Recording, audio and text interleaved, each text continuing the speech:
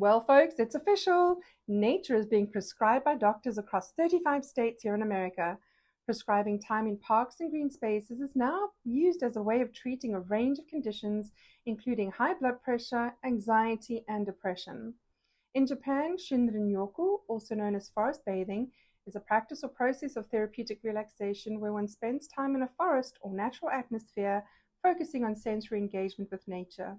The term Shinrin-yoku was coined in 1982 by Tomohide Akiyama, who was the director of Japanese Ministry of Agriculture, Forestry, and Fisheries.